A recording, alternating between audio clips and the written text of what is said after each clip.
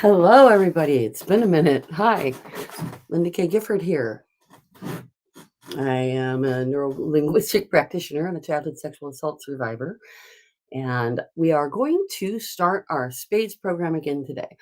My book is out for friend and follower review for free, and it will be on Amazon in a matter of a couple of weeks. I am just waiting on the foreword, which is being written by Joyce M. Short, who is the founder of the Consent Awareness Network. Now, because I always forget to do this, I'm going to make sure my phone volume is up.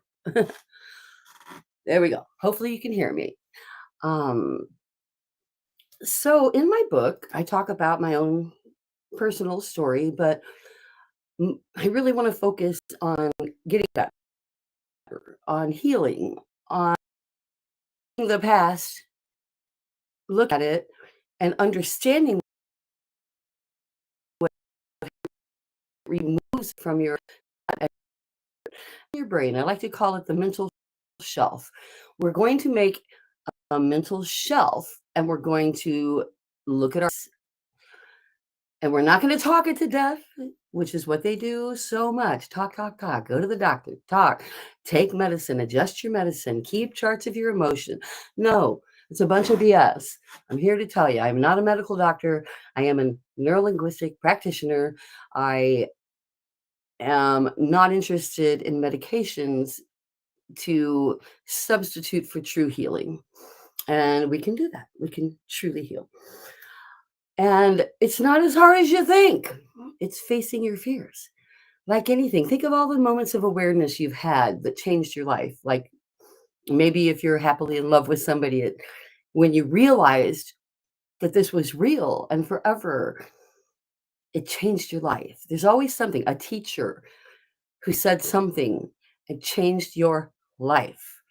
Well, this is the same thing. You just need to trip that trigger so that you can change your life. Ooh, see what I said there? Trip your. I say my workshop is 6 steps from trigger to happy, and you got to work with that. I always think of something. Go, oh, I should have written that. Should have written that. But we're going to overview the 6 steps of the SPADES program today, and then each week will be another letter. S, the shame is not yours. P, separate the past from the present. A, ask for what you want. Don't just take what's given in life. D, don't wait to feel okay to be okay. E, educate and advocate. And the final S is find your spirit. So I'm going to just go a little bit more into what we're going to go into when we go into those. That's a lot of go intos, huh? All right. I actually pulled up my own book. I can't believe that I have a book. You don't know how much I have invested in this, how much time and heart has gone into this, and like 8-hour plus days constantly editing. I suck at commas and I'm mildly dyslexic. So I keep working and working and then like forget to lock a page and something shifts. So I think it's all there now. I think it's all together and it's there to read free until it's out on Amazon. And even then I'm going to give it free. I want everyone to download it on the same day. But enough of that. Moving on. I want to quote Nikita Gill here. My mother once told me that a healed woman who rejects shame is seen as defiant and terrifying by a world that wants her to sacrifice everything she could be on the altar of men. May we all become the defiant woman. May that defiant woman. May our daughters never have to sacrifice themselves ever again. That's what Sweet Survivor is all about. I founded Sweet Survivor intending to grow it into something that could make a change. And we're just getting there. We're getting there. We help people connect with local resources. We report thank you, Google, for saying we work with the FBI. Like, AI does a little bit too thorough of a search. That being said, I sleep with an assault rifle. Don't get any ideas. And I'm serious. Not with. Let's just call it handy. Let's just call it handy. Because you've got to protect yourself in this world. You've got to protect yourself. And I talk in the book about monsters. We all think sexual predators are monsters. But the deal is a whole lot of people you think are very normal people are sexual predators. And so you've got to stop calling them monsters and realize that you need to look deeper. You need to look at what's going on in your hometown, on your street. I mean, on average, real statistic from Thorn, makes me sick. I can hardly say it out loud. In every one out of every 5 households on any given street, averaged out, has someone being sexually abused or houses a former sexual assault survivor. That should shock you. That should spur you into action. And the reason I don't want you to call them monsters is because I think you think monsters are rare. I think you think they hide in closets and they climb out under the bed, and they're not real, only a few of them. But I'm telling you, when you look at the millions and millions of people being sexually assaulted right now in our own country, much less all over the world, stolen, trafficked, and worse by psychopaths and those that just want to make money and don't give a gosh darn. I did it. I didn't curse. I'm not supposed to curse because I as a professional, no, just kidding. I'm working at understanding everything I can about the neurolinguistics of the neuroscience rather of the brain and how we can adopt coping mechanisms. So the first S in spades, I'm going to use my own book. I've never done this because I never had my own book to use before. I start with toxic shame. And there's a workbook that's going to be coming out with this. But disgust, another quote from Irene Lyon, who's a trauma recovery specialist. Disgust is the gateway emotion for healing toxic shame. So think about that. Disgust is the gateway emotion. So we feel disgusted, and at that point we try to stuff it down. We don't want to think about it. We don't talk about it. We want to hide it. But that disgust is you knowing that this wasn't right. And you need to take that disgust because you've probably turned it on yourself. If you have, you need to take that disgust and feel it, but apply it appropriately. You were a kid. You didn't know. I have been told by so many people, even women, even family members, you should have known better. And that just makes me so mad. You should have known better. You're a child. Give yourself a break. The shame is not yours. Back to my book. Children who are being abused or assaulted physically, emotionally, and or sexually bear an immense and intense sense of shame that carries over into their adult lives. And you probably, this is giving me a headache. You probably know this already. I got my hair cut yesterday. But I love my hair. Anyway, off on a tangent there. Oh, that's better. Okay. Long-term sexual grooming and violation. It makes us tell ourselves like we should have known better, and then our actual neurobiology develops with that feeling and cross applies it to everything in our lives, from the boardroom to the bedroom. We apply our timidity, our fear, our misplaced shame. We accept things we don't want to accept. We say that's just the way it is. But things are only just the way they are because we are allowing them to be that way.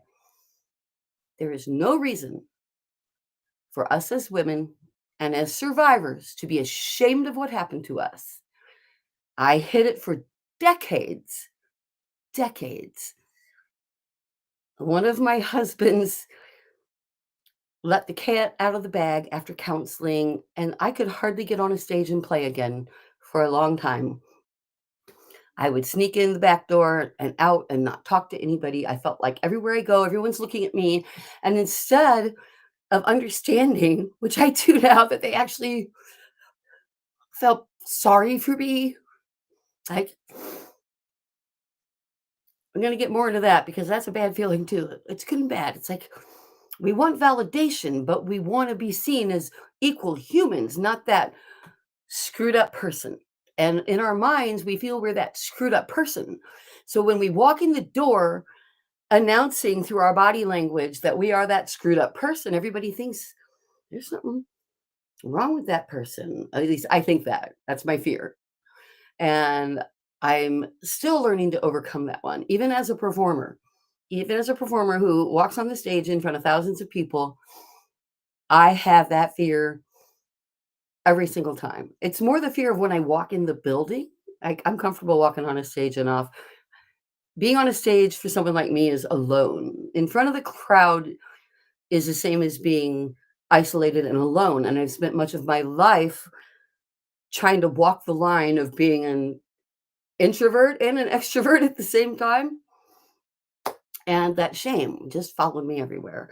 And I'm just sick of it. I'm done. I'm done.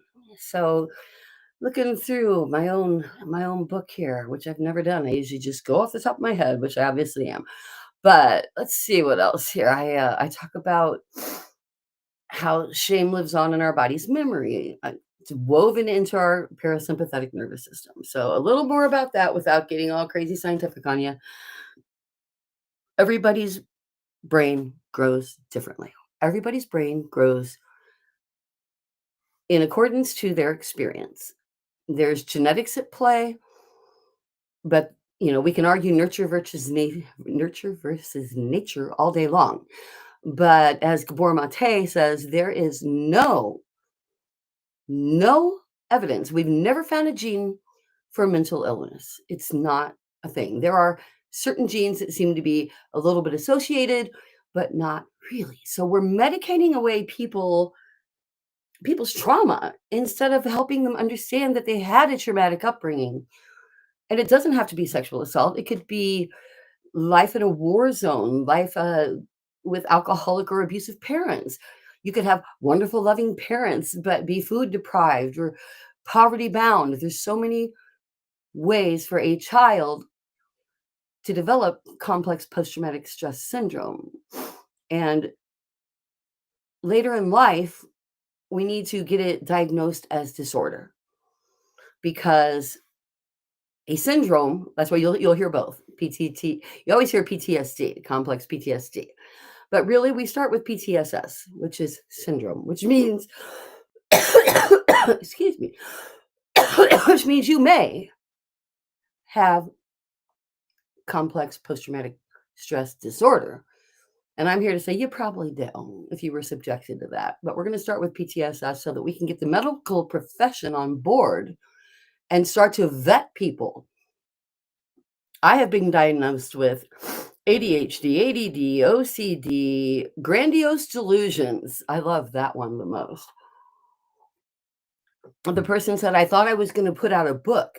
And I think I have a social media following. It says, a shrink not that long ago. And I was like, or you could look it up. There's that. But her 300-pound unhappy self who could barely walk across the office decided I had grandiose delusions because I'm like, I'm going to put out a book and I'm going to, and it's like, I bring this up because it's important that you don't listen to anybody in your life telling you, don't do this, don't talk about it, don't shame your family. You can't write that book. You can't, whatever. You're too old. You're too fat. You're nothing of those things. You're none of those things. You can do whatever you want if you manifest, and manifesting isn't some crazy esoteric thing. Manifesting is just a word we use that means I'm going to make a decision for what I want to be, how I want to be, where I want to be, and then I'm going to be it. My father turned me on to Zig Ziglar. And all politics aside, my father was the principal of my high school and a wonderful person. And he actually bought Zig Ziglar's book for one of them for the entire high school for 500 students so that everybody would have a copy. And he also bought these wooden round to it. So like it's like a wooden nickel, only it says round to it. So he's like, there you go. Now you've all got a round to it. You can get around to it. And this is some of the best advice I have ever had. Despite anything else in my life, I am spurred on by my desire to understand it and make it better. And that's what I want for you. And you have to start by understanding that whatever shame you feel from whatever you have been a part of. Even if you smiled, even if you acquiesced, I did. I didn't fight.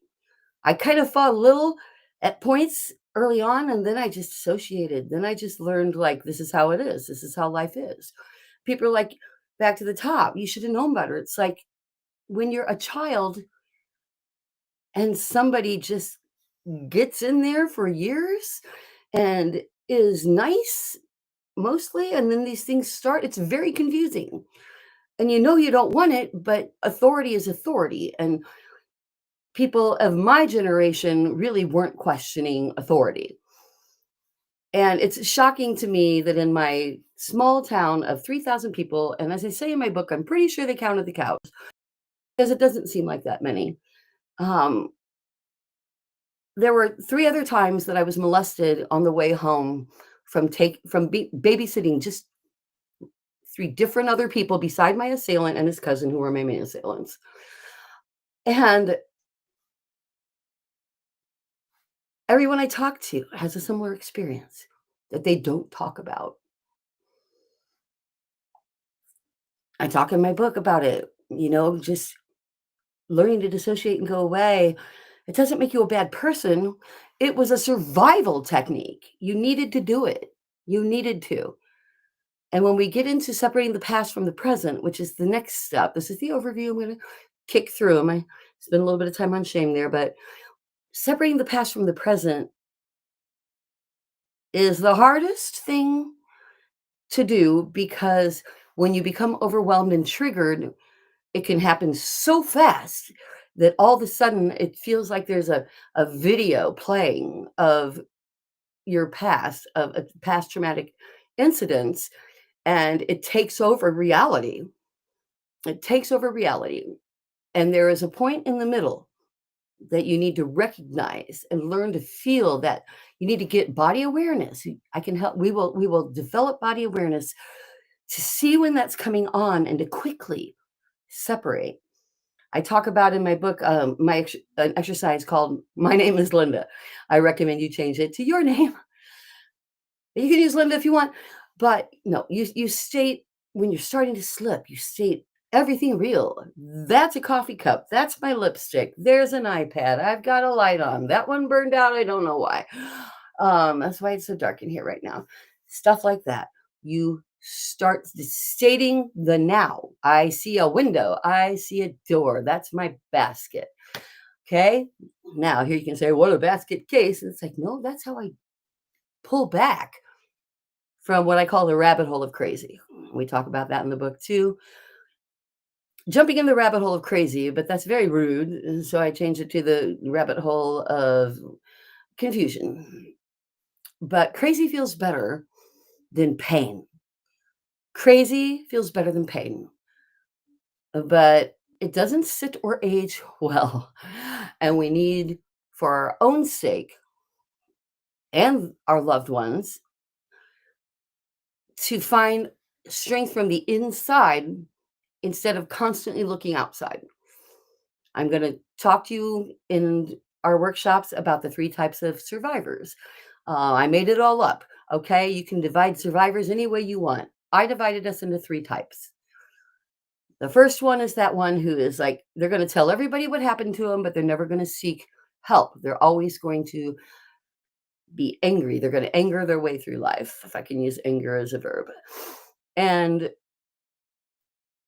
type 2, like, knows that what happened to them was wrong. They're trying to get help a little bit, but they're not going to tell because telling is still too shameful.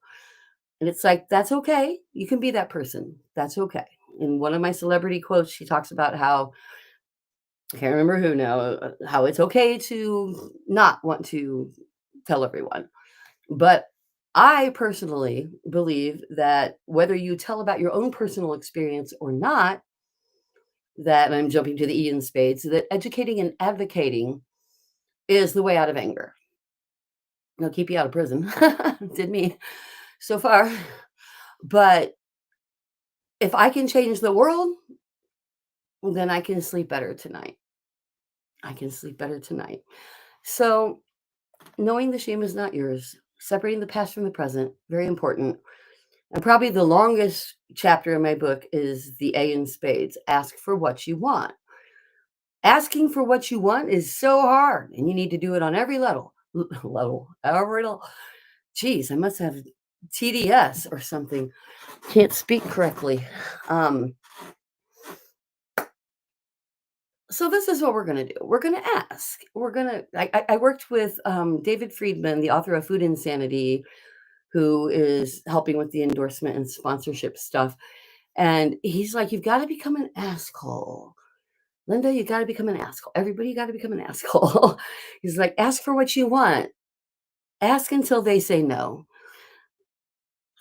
If a window shuts, find a door. If a door shuts, find a window. If you don't have a window or a door, go through the vent. If there's no vent, beat something down.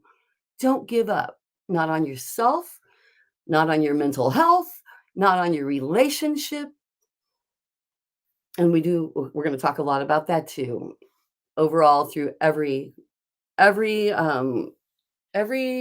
workshop, we're going to talk about the effects on partners. And I'm going to address things to partners and to clergy. Whatever your religion is or isn't, we are, many of us, affected by the spiritual beliefs of our culture. Even if we think we've rejected them, a lot of this is ingrained in us. And so a big thing that we're going to talk about shame, I want medical professionals, I want the clergy, especially everyone, to stop saying things like, oh, your virginity is your special gift to be given. And if someone rapes you, you were robbed. Your family was robbed. It was stolen. It was taken. You are ruined. How do you think that makes us feel? How do you think we feel when all of the vernacular says words like these? Every religion, everybody, oh, you're ruined. You're ruined. If your virginity is robbed, taken, or stolen for you, to use the words I so despise, then what do? You don't tell because you're ruined and you don't want to be ruined because someday you want to live happily ever after. And how are you going to live happily after if you don't face up to what happened to you and displace that shame? It's not yours. It's not mine. It's not yours. We didn't ask to be sexualized as children. We didn't ask to be groomed and we didn't ask to be raped. But that's what happened. So now we move on. And we don't move on silently. We move on in a way that stops it from happening again. Calm down. Back it down. I always feel like Drew Barrymore on Firestarter. It's like, back it down. Okay. So the D in spades is don't wait to feel okay to be okay. And what I mean by that is so many of us are waiting to be cured to get on with it, to date, to have an intimate relationship. Although super take your time and vet that. I talk a lot about that too, and we will more. But to withhold from things out of fear is literally stopping you from living your life to the fullest. So a big focus of what we're going to always do together from the rest of my life, and as much of it as you want to participate in, is reinforce each other to feel good. We all deserve happiness. We all deserve that. I don't care if someone stuck their penis in me when I didn't want them to. I'm not gross. I'm not ruined. They should be in jail, but the statutes of limitations protect them. I was talking with a producer from 48 Hours recently, and I was like, they said, you might as well not even pitch this guy because it was at a pitch summit and with a bunch of producers. And they're like, they have to have a paper trail. They have to have court documents, whatever, to feature you. And I went in, I took that meeting anyway, and I said, consider, I know I don't meet your requirements for a show, but consider why. And maybe that's a whole show in and of itself. Maybe the fact that our perpetrators are walking around, maybe the fact that I had to cut over 1,000 words out of my book and take 2 more months revising it after the legal review said that anything that would let someone even deduce who my assailant was could put me up for libel and slander. So here we are. Even in my own book, I cannot explain fully the interactions and how they developed and how close they were. And I think that's important information. I think that's important information for you to understand. And I can't tell you unless you change the statutes of limitations. So I am going to ask you to vote. And I already covered the E in spades. So I'm going to wrap up here with, if you don't vote to change these things, none of this is for anything, because we live in a system that relies on federal funding, on votes, on our police and our military. We need to focus. We need to change laws so that there are consent laws that make sense. Do you know a judge can just decide whether a rapist goes to jail or not? Do you know there's a guy, many, but one in particular, who a minister had raped his daughter from the time she was 7 or 8 to 13. She told, and he didn't even get jail time because he's done so much other good in the community, the judge said. And if you don't agree that's bullshit, I'm not the person to coach you. Because part of what we do, besides heal ourselves, is realize that if we don't heal society, the point was for a happier life for ourselves. Yes, that's important. But what about my daughters, my granddaughters? Sons, boys are involved in this too. Everybody needs to feel safe and secure in the world. And the last S in spades, and we're going to wrap up for today and come back next Wednesday and talk all about shame and talk about exercises on how to work with and release it. And we'll talk about some cognitive behavioral therapy. We'll do some. So come next week with crayons and paper, a pad, a pencil, something that you can just open your mind. This is not something you need to study for. Just bring something you can scribble with, and we'll get some work done. Okay? But the last thing I want you to remember is that you are not your body. You have a body.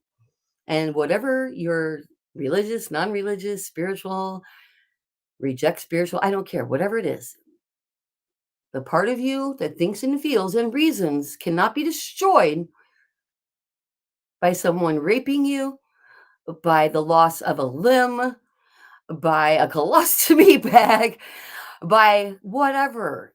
You are beautiful, just the way you are. And we're going to, sorry, this is really overwhelming. I can't believe my book is actually like finished outside of I'm going to find another comma in the wrong place and I'm missing and or I, because like when you back up a paragraph and you don't notice it because you're mildly dyslexic. But maybe the next book I'll be able to afford a professional editor. We'll see. But thank you, Bradley Group, for all of your coaching. Thank you, everyone that's made this possible. Please come back next Wednesday and let's start working on the shame that binds you. It's not yours.